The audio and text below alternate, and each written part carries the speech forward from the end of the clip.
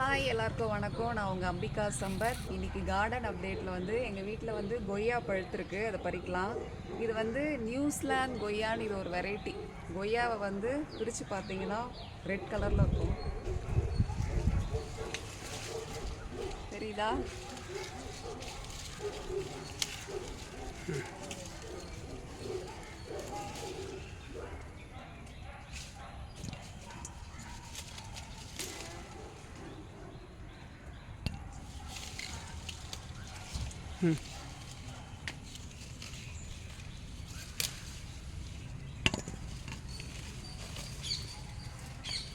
மரம் ஃபுல்லாக கொய்யா காய்ச்சிருக்கு.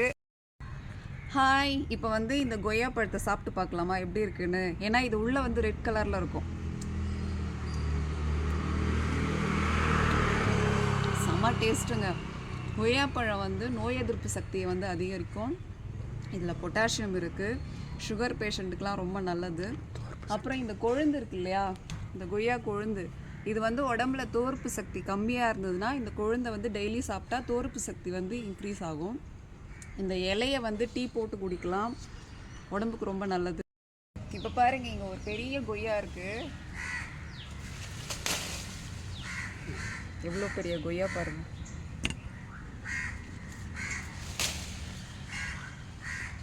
என்னை சுற்றி ஒரே கொய்யா பழமாக இருக்குது. இந்த முறை எங்கள் வீட்டில் வந்து கொய்யா மரத்தில் வந்து கொய்யா நிறைய காய்ச்சிருக்கு. லாஸ்ட் டைம் வந்து ரொம்ப கம்மியாக தான் இருந்தது, ஆனால் இந்த முறை வந்து நிறைய இருக்குது.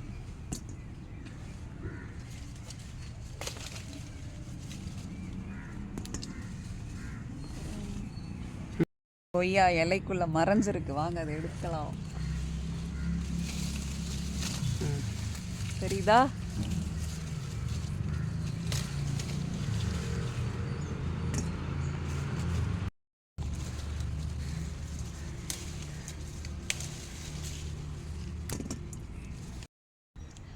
இன்னைக்கு ஒரு நாளில் எனக்கு வந்து இவ்வளோ கொய்யா அறுவடை கிடச்சிருக்கு.